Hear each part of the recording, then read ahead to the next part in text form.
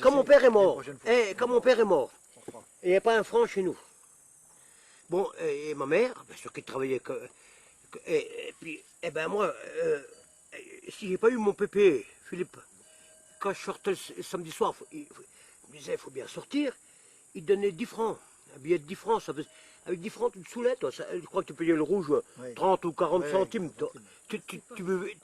Ouais, mais, et pas un franc, c'était pas rien, putain de Dieu.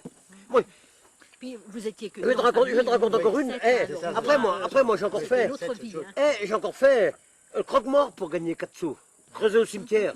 Alors je vais te raconter encore une anecdote. Félicien Tagin, elle habitait dans la maison qu'on voit plus là. On la voit plus, elle est encore en bas, mais elle est tombée. Ouais. Puis lui, c'était un bonhomme.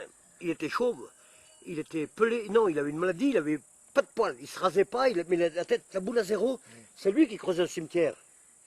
Alors une fois, il a manqué de faire tomber une bonne femme en syncope parce qu'il creusait le trou, puis quand elle a relevé tout nu, tout la machine, la bonne femme, bic. Mais bon, c'est pas celle-là.